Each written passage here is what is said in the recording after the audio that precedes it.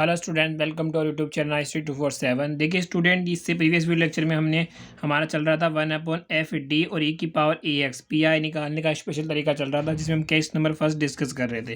तो हमने देखा था कि 1/e की पावर ax और fd टाइप का कोई फंक्शन आ जाए तब उसका pi कैसे निकाला जाता है, वो हमने सीखा था प्रीवियस वीडियो लेक्चर में। और उसके साथ ही हमने इसमें एग्जाम्पल नंबर फर्स्ट, सेकेंड और थर्ड को भी कवर किया था। अगर आपने वीडियो नहीं देखा है तो लिंक के अंदर डिस्क्रिप्शन बॉक्स जाके देख सकते हो। ठीक है, आज वीडियो में हम बात करेंगे इसके एग्जाम्पल नंबर 4 और 5 को डिस्कस करेंगे। ठीक है, उससे पहले देखिए वीडियो में आगे बढ़े, आप इंपॉर्टेंट एक फॉर्मूला है वो याद कर लीजिए। वो क्या होता है, देखिए कोस हाइपरबोलिक एक्स से कोस हाइपरबोलिक एक्स को हम लिख सकते हैं, ध्यान रखना, ए की पावर एक्स प्लस ए की power minus x by two. ये कोस हाइपरबोलिक एक्स का फॉर्मूला होता है। कहने का मतलब क्या है कि जब भी कोस हाइपरबोलिक हो तो भैया इस हाइपरबोलिक को छोड़ दो, यहाँ पे जो भी होगा ना वो ए की पावर में चला जाएगा, एक बार प्लस में एक बार माइनस में, और अपॉन में क्या आ जाएगा, 2 आ जाएगा। ठीक है, तो ये दोनों चीज़ें आपको ध्यान में रखनी है। अब हम डिस्कस करते हैं हमारा एग्जाम्पल नंबर 4। देखिए, अब देखिए स्टूडेंट, हमें एग्जाम्पल नंबर 4 में दे रखा है, हल कीजिए। आपको दे रखा है डी की पावर 4 माइनस एम की power 4 bracket Y equal to दे रखा है कोस हाइपरबोलिक एम एक्स हमें दे रखा है। तो सबसे पहले क्वेश्चन आता है, तो देखो ये वाला क्वेश्चन हमें दे रखा है।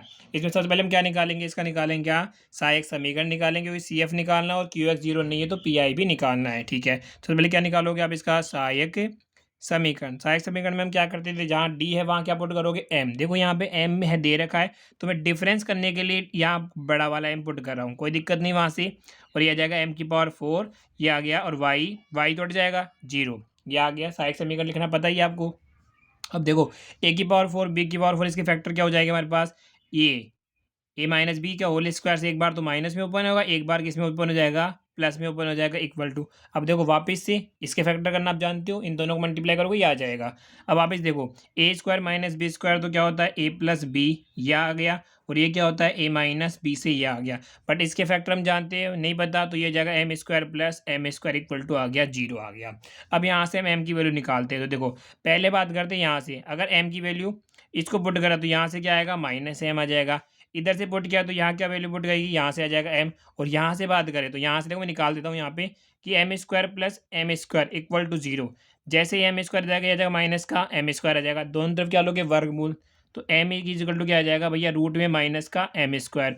ये क्या आ जाएगा, एम इजिकल्स टू, देखो एम स्क्वायर का रूट तो आ जाएगा एम, और माइनस का रूट वन क्या हो जाएगा, आयोटा, और साथ में क्या आ जाएगा, प्लस माइनस, क्योंकि रूट है। ठीक है, तो यहाँ से हमारे पास वैल्यू क्या आई, प्लस माइनस आयोटा एम हमारे पास वैल्यू आ चुकी है। अब देखो इसका सी एफ लिखेंगे तो कैसे लिखना है, वही सी एफ, पहले एम की बात करते हो तो आ जाएगा C1 e की पावर माइनस एम एक्स, क्योंकि ये तो क्या है भैया वास्तविक तथा अलग अलग है। प्लस यहाँ आ जाएगा C2 e की पावर एम एक्स आ गया। प्लस कॉम्प्लेक्स वालों के लिए हम क्या लिखते थे भैया, कॉम्प्लेक्स वालों के लिए फॉर्मूला होता था e की power alpha x C1 cos x कोस beta x plus C2 sign beta x. देखो ये सब मैंने ना प्रीवियस वीडियो लेक्चर में बता दिया, अब मैं सीधा यहाँ पे अप्लाई करूँगा।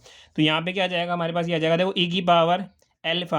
अब एल्फा तो है ही नहीं, क्योंकि आयोटा यानी alpha plus minus iota beta होता है। अब यहाँ आयोटा बीटा वाले टाइम में एल्फा नहीं है, तो ये क्या जाएगा, e की पावर 0 एक्स आ गया। अब C1 C2 यहाँ आ गया, तो यहाँ मान लो C3 कोस बीटा की वैल्यू क्या है, एम एक्स आ गया।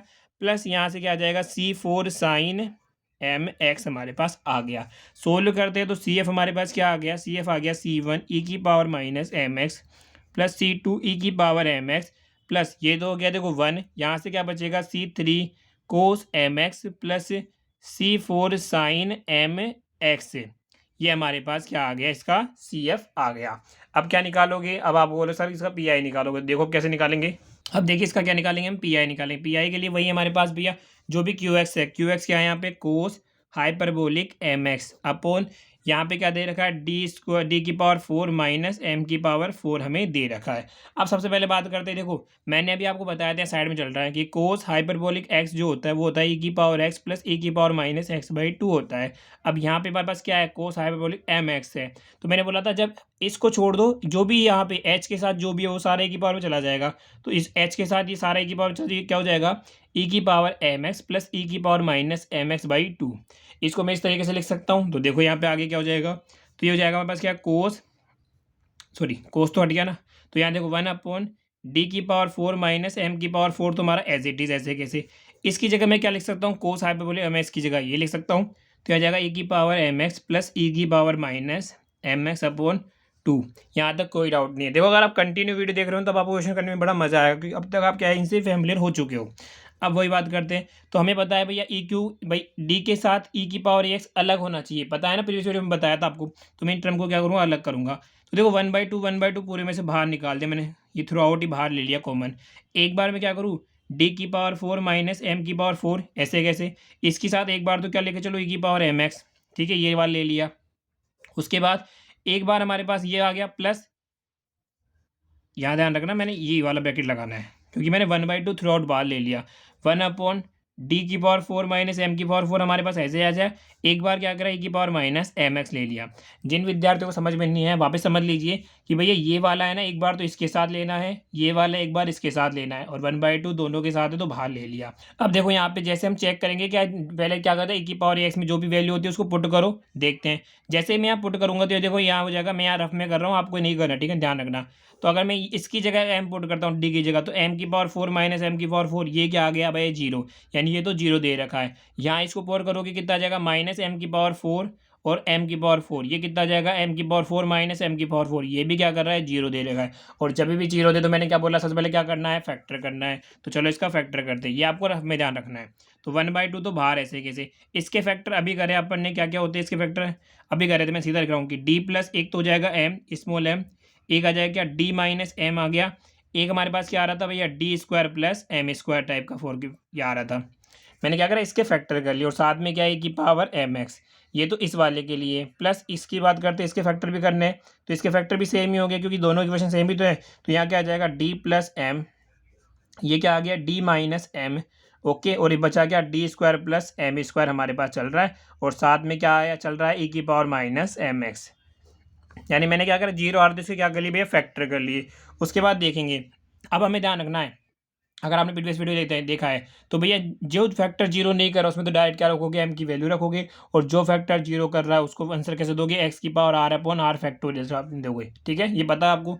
तो मैं सीधा करूँगा, ठीक है ना। तो देखो 1/2 तो ऐसे कैसे, अब अगर मैं यहाँ एम पुट करता हूँ किसके नीचे, पहले देखो एक सोल्व, यहाँ एम पुट करता हूँ तो आ जाएगा D sorry m plus m, क्योंकि ये देखो जीरो नहीं कर रहा, बट यहाँ एम पुट करूँगा तो एम-1 जीरो हो जाएगा, तो यहाँ एम पुट नहीं करेंगे, यहाँ एम पुट करूँ तो मैं, तो देखो जीरो नहीं कर रहा है, तो यहाँ भी मैंने क्या कर दिया, एम पुट कर दिया, ठीक है। ये तो आगे भैया वो तो फॉर्मूला था ना फाई ए की, भाई जो जीरो पुट नहीं कर रहा उसको तो आप सीधा पुट कर दो। अब ये जीरो पुट कर रहा है तो इसकी पावर देखो कितनी है, 1 ही है, तो आ जाएगा ये एक्स की पावर 1 अपॉन 1 फैक्टोरियल, साथ में क्या आएगा, ई की power A x M x. देखो मैंने यहाँ सीधा सीधा फॉर्मूला ये वाला लगाया कि 1/5 जहाँ तो रख दिया सीधा, और दूसरा वाला क्या था, एक्स की power r upon r factorial, और साथ में था ई की पावर ए एक्स, ये वाला फॉर्मूला मैंने यहाँ पे लगाया है, ठीक है ना।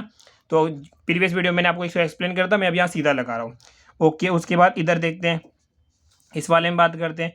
देखो माइनस एम रखने पर ये जीरो बना देगा, तो इसको छोड़ दो, इसमें नहीं रखेंगे। क्या माइनस एम रखने पर ये जीरो नहीं बना तो इसमें रख देंगे, कि माइनस डी की जगह रखना है माइनस एम आ गया, डी की जगह माइनस एम, ये माइनस एम। अब देखो माइनस एम रखने पर ये जीरो नहीं बना है, क्योंकि माइनस एम का स्क्वायर क्या हो जाएगा, एम स्क्वायर हो जाएगा, तो यहाँ माइनस एम का होल स्क्वायर प्लस के एम स्क्वायर, ये भी जीरो नहीं बनाएगा। कौन जीरो बना रहा है, ये वाला जीरो बना रहा है, तो इसकी पावर क्या जाएगी, एक्स की पावर 1, पावर 1 ही तो है, अपॉन 1 का फैक्टोरियल, साथ में क्या है, ई की पावर माइनस का एम एक्स, हमारा ऐसे के ऐसे आ गया। अब देखो आगे, तो देखिए स्टूडेंट अभी तक हम यहाँ पे आ चुके हैं, मैंने पीछे से हम लिख लिया, अब इसको सोल्व करते हैं। तो देखिए 1/2 हमारा ऐसे कैसे, एम कितना हो गया, एम आ गया हमारे पास 2m यहाँ से, और एम स्क्वायर कितना हो गया, ये हो गया 2m स्क्वायर हमारे पास, ऐसे कैसे आ गया। यहाँ पे सोल्व करोगे तो कितना आएगा, एक्स और 1 फैक्टोरियल वैल्यू कितनी होती है, 1 ही होती है, तो 1 लिख दूंगा, और यहाँ क्या जाएगा, ई की पावर एम एक्स आ गया यहाँ से, तो ठीक है। इसको सोल्व करते हैं, तो यहाँ कितना आया, ये आ जाएगा माइनस का 2m आ गया हमारे पास, एम स्क्वायर, देखो माइनस का एम का स्क्वायर को प्लस का एम का स्क्वायर करो, तो माइनस का स्क्वायर भी क्या होता है, प्लस ही होता है, तो एम स्क्वायर कितना आ गया, हमारे पास आ गया 2m स्क्वायर हमारे पास आ गया। यहाँ से आ गया एक्स, और ये कितना आ गया 1, और ई की पावर माइनस क्या है, एम एक्स हमारे पास है।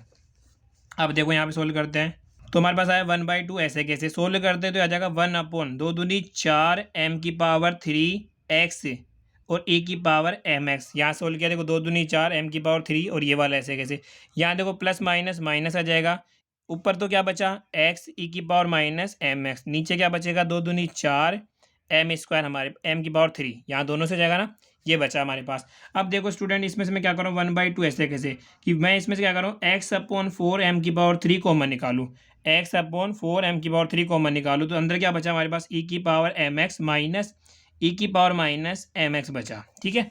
ये बच गया। अब देखो यहाँ पे ना मैं एक फॉर्मूला बनाना चाहता हूँ, तो देखो कैसे बनाऊंगा कि x/4 है।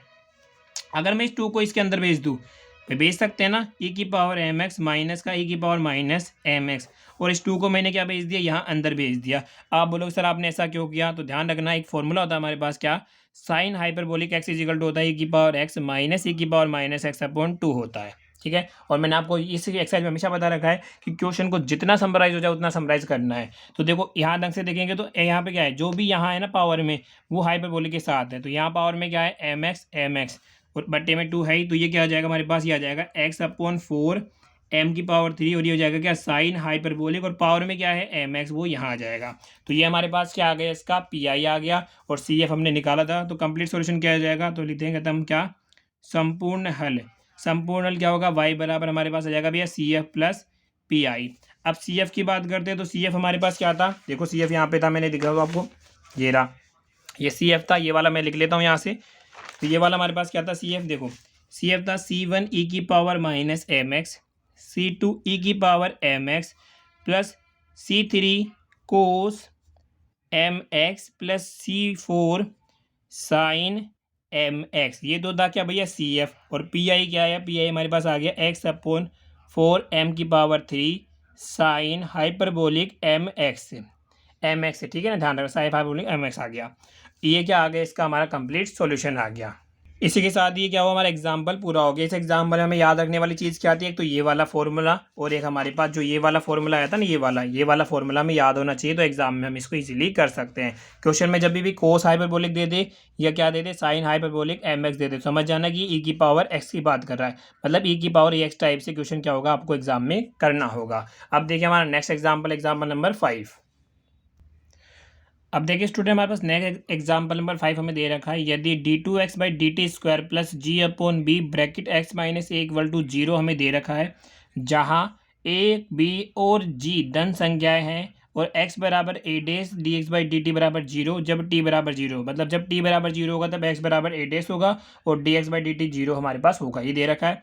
तो आपको बोला है सिद्ध करो कि x बराबर a plus a dash minus a cos √g/bt, इसका क्या होगा, एक सॉल्यूशन होगा, ये हमें प्रूफ करना है। देखो स्टूडेंट, इस क्वेश्चन में देखो देखते तो ऐसा लग रहा होगा हर बच्चों को कि इसमें तो सिर्फ CF ही निकलेगा सर, बराबर में 0 है। तो कभी भी ऐसा क्वेश्चन आ जाए तो सबसे पहली चीज़ क्वेश्चन को पूरा सोल्व करो, ताकि आपको पता लगे कि यहाँ QX या PI, देखते नहीं बताना कि QX या PI। देखो पहले इसमें यहाँ मैं देख रहा हूँ कि इसको प्रोडक्ट करके सोल्व करूंगा, उसके बाद डिसाइड करूंगा कि इसमें QX निकलेगा या नहीं निकलेगा, मतलब इसमें CF ही निकलेगा या PI निकलेगा या नहीं निकलेगा, वो हम देख के डिसाइड करेंगे। तो देखिए हमारा क्वेश्चन, सबसे पहले मैं लिख लेता हूँ कि आपको दे क्या रखा है। तो देखो यहाँ पे हमें क्या दे रखा है, एक मिनट रुकिए, ओके दिख रहा है, देखो हमें गिवन है, तो मैं यहाँ कह रहा हूँ गिवन में हमें क्या दे रखा है, हमें दे रखा है भैया d2x/dt² प्लस g/b और x-a = 0 में दे रखा है। सबसे पहले इसको सोल्व करते हैं, तो ये कितना जाएगा हमारे पास, d2x/dt² प्लस gx/b माइनस ये कितना जाएगा, g/a/b = 0 आ गया। अब देखो d2x/dt² प्लस gx/b तो हमारा एज इट इज ये तो चला गया, तो क्या हो गया, इसे लिख सकता हूँ g/b। अब देखिए सबसे पहले इसको कन्वर्ट करेंगे, कन्वर्ट करने के लिए पहले मैं इसको क्या करूँगा, ये जगह d² प्लस g/bx = g/a/b, और जहाँ ध्यान रखना भाई इस बार d हमारे पास क्या है, dy/dt, क्योंकि d क्या होता है, जो भी नीचे होता है उसको मानते हैं। अब यहाँ एक चीज़ ध्यान रखना, यहाँ पे आंसर जैसे dy/dx होता था ना, तो वहाँ पे आंसर निकलता था y बराबर और x की फॉर्मेट में निकलता था, लेकिन यहाँ पे क्या है भैया, dx/dt है, मतलब x इक्वल टू आंसर आएगा, आंसर किसकी फॉर्म में आएगा, t की फॉर्म में। ये चीज़ ध्यान रखना, कन्फ्यूजन हो जाएगा नहीं तो यहाँ पे। तो d बता दिया, और अगर मैं यहाँ से d² प्लस g/b हमारे पास ऐसे कैसे, जैसे वहाँ y होता था y को कॉमन लेते थे, यहाँ क्या है x, तो x को कॉमन ले लो, कोई दिक्कत नहीं है। g/b इक्वेशन नंबर हमारे पास क्या आ गई, 1। अभी क्या लिखोगे आप इसकी, अब लिखेंगे हम क्या, सहायक समीकरण।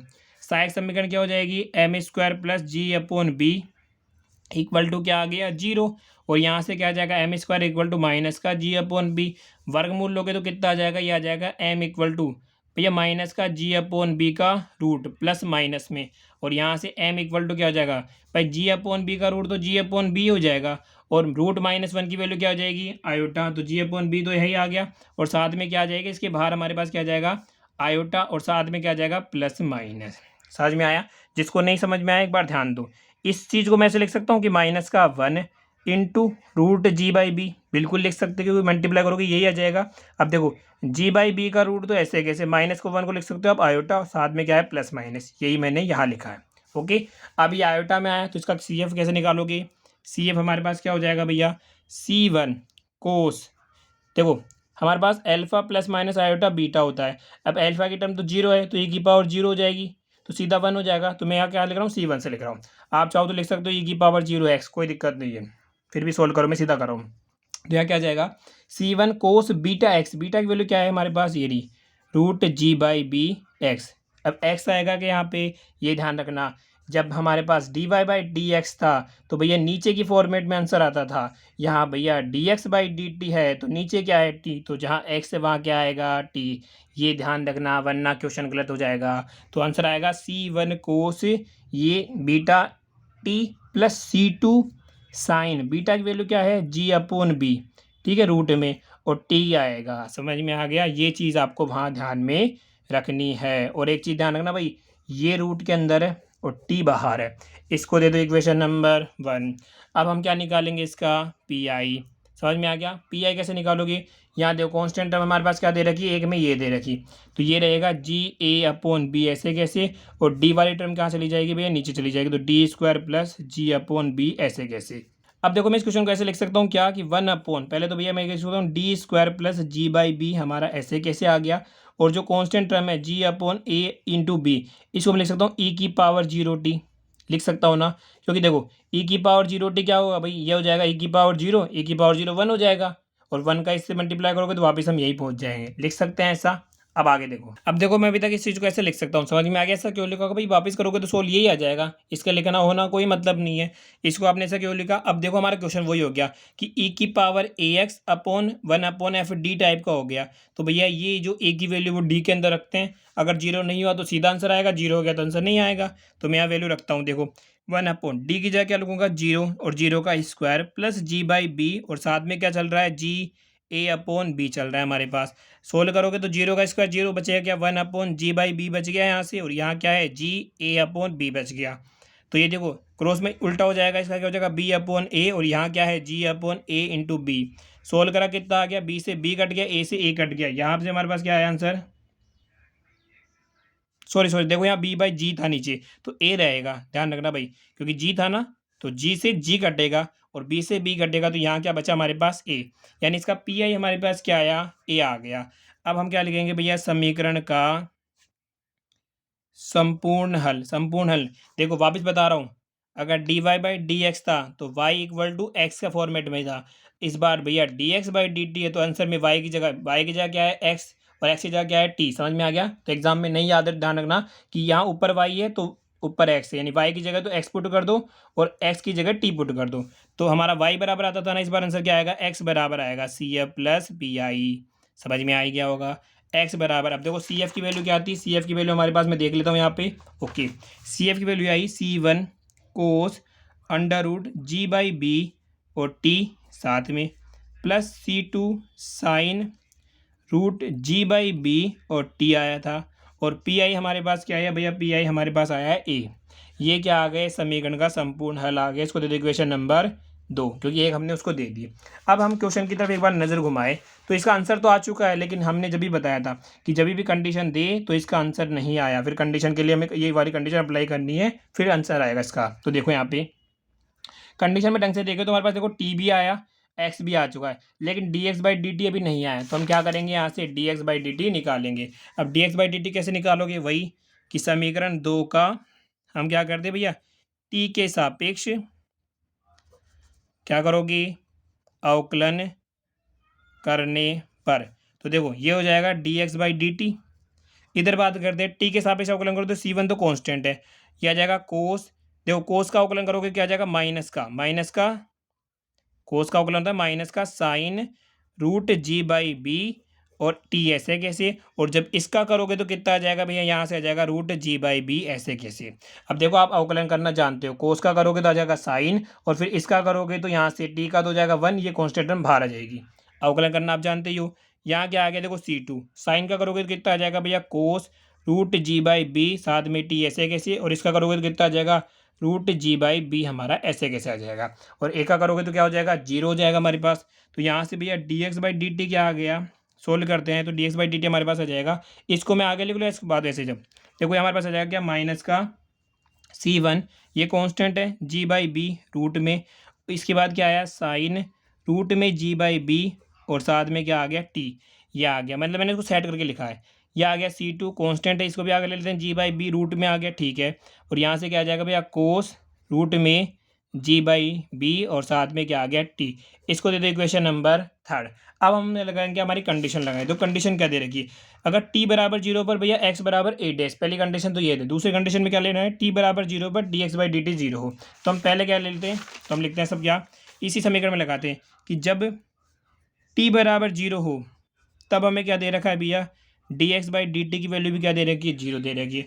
अप्लाई करो तो D x by d T की जगह तो क्या लिखोगे, जीरो, माइनस का C1 जी बाई बी का रूट ऐसे कैसे, साइन जी बाई बी का रूट ऐसे कैसे, ठीक है। और टी की जगह क्या पुट करना है भैया, जीरो, प्लस C2 और ये आपका रूट, ध्यान रखना में गलती ज़्यादा हो रही है, रूट जी बाई बी और कोस ये आ जाएगा रूट जी बाई बी, और टी की जगह क्या पुट करोगे, जीरो। सोल्व करोगे देखो यहाँ से जीरो, अब देखो ये इससे मल्टीप्लाई होगा जीरो, और साइन जीरो क्या होता है, जीरो। तो जीरो को देखो वापस समझना, इसका इससे मल्टीप्लाई करोगे आ जाएगा जीरो, ये हो जाएगा साइन जीरो, और साइन जीरो की वैल्यू क्या होती है, जीरो। तो ये पूरा जीरो से मल्टीप्लाई करने पर क्या आ जाएगा, जीरो आ जाएगा। प्लस इधर बात करते हैं C2 के साथ क्या बचा, जी अपॉन बी का रूट ऐसे कैसे। अब ये आ जाएगा जीरो, और कोस जीरो की वैल्यू क्या होती है, वन, यहाँ पे वन बच गया। और यहाँ से क्या है, जीरो इक्वल टू, इसमें जोड़ोगे तो क्या आ जाएगा, C2 की जगह हमारे पास क्या आ गया भैया, रूट जी बाई बी आ गया।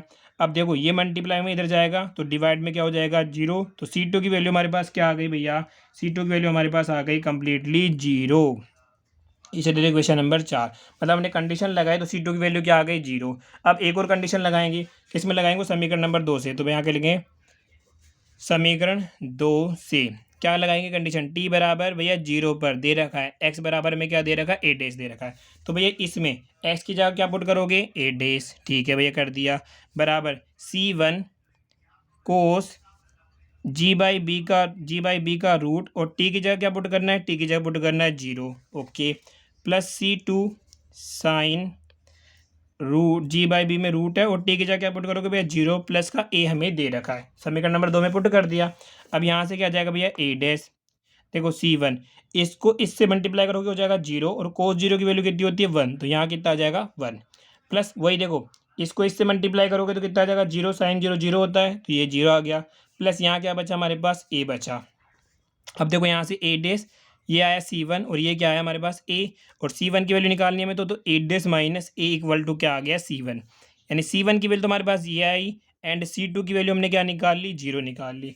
अब ये दोनों वैल्यू उठा के कहाँ पुट करोगी, ये दोनों वैल्यू उठा के पुट करनी समीकरण नंबर 2 में। समीकरण नंबर 2 में पुट करो तो हमारे पास समीकरण नंबर 2 क्या है, एक्स बराबर, देखो C1 की जगह पुट क्या करोगे आप, ये वाली वैल्यू पुट करोगे तो आ जाएगा ए डैश माइनस ए, C1 की जगह पुट कर दी, साथ में क्या है हमारे पास, cos under root ji by B, और साथ में क्या है भैया, टी, ऐसे कैसे, प्लस भैया C2 की वैल्यू तो क्या है भैया, जीरो है, देखो C2 की वैल्यू जीरो है, और पूरा क्या हो जाएगा, जीरो हो जाएगा, तो ये ऐसे कैसे जीरो लिख दूँ, प्लस का यहाँ पे क्या आ गया हमारे पास, ए आ गया। सोल्व करते हैं इसको, तो एक्स बराबर, देखो ए को आगे लिख लो, ए प्लस ए डैश माइनस ए आ गया, इसको मैं लिख सकता हूँ कोस रूट जी बाई बी, और साथ में हमें क्या दे रखा है भैया, टी हमें दे रखा है। ये क्या आ गया हमारे इसका फाइनल सॉल्यूशन आ गया। अब हम चेक करते हैं कि हमें सॉल्यूशन क्या लाना था, क्वेश्चन में दे रखा था, देखो सॉल्यूशन हमें ये लाना था कि x बराबर A plus A dash minus A cos root ji by B, और टी चाहिए था, क्या यही सॉल्यूशन आ गया क्या, तो हमारा सॉल्यूशन देखो यही है, x बराबर ए प्लस वो जो अभी जो यहाँ दिखाया है ना वो solution, same to same solution आपको यहाँ दिख रहा है। तो इस तरीके से क्या हो गया, हमारे क्वेश्चन भी समाप्त हो गया। तो देखिए स्टूडेंट, अगर आपने मेथड को ढंग से समझा है ना, तो स्टेप बाय स्टेप करोगे तो कहीं कोई दिक्कत आने वाली नहीं है। क्वेश्चन हायर मैथमेटिक्स पढ़ रहे हो तो थोड़ा लेंदी तो पढ़ ही पड़ेगा, इसमें कोई डाउट है नहीं। अब देखो इसके अलावा थर्ड सी के जो भी इंपॉर्टेंट क्वेश्चन है वो आपको इंपॉर्टेंट क्वेश्चन टेलीग्राम चैनल पर मिल जाएंगे। अगर आप इसके नोट्स चाहते हो तो उनका डाउनलोड का लिंक आपको डिस्क्रिप्शन बॉक्स में नीचे मिल जाएगा, कर सकते हो। इसके बाद देखिए हम जो नेक्स्ट पार्ट आएगा ना, उसके अंदर हम क्या पढ़ेंगे भैया, 1/FD। इस बार जो हम केस लेंगे वो केस नंबर हमारा सेकंड कौन सा होगा, जिसमें हम पढ़ेंगे भैया अगर हमारे पास साइन AX या कोस AX का फंक्शन आ जाए तब हम किस तरीके से सॉल्व करेंगे। अभी हमने क्या पढ़ा था, अगर e की पावर 1/FD के साथ ई की पावर ए एक्स का आ जाए तो कैसे सोल्व करोगे, मैंने सारे करवा दिए। अब क्या करेंगे भैया, अगर साइन और कोस ई एक्स जो कि हमारा क्या है केस नंबर सेकंड है, अगर ऐसी टर्म आ जाए तो उसको कैसे सोल्व करेंगे वो हम क्या करेंगे नेक्स्ट वीडियो में सीखेंगे। और इसके जितने भी इंपॉर्टेंट क्वेश्चन है एक्सरसाइज के उनके सॉल्यूशंस आपको हमारे नोट्स में मिल जाएंगे, जिन्हें आप टेलीग्राम चैनल से या नीचे डिस्क्रिप्शन लिंक दिया है वहाँ से डाउनलोड कर सकते हैं। वीडियो पसंद आया तो वीडियो को लाइक करो, चैनल पर नहीं हो तो सब्सक्राइब कर लेना। मिलते हैं नेक्स्ट वीडियो में। Thanks for watching.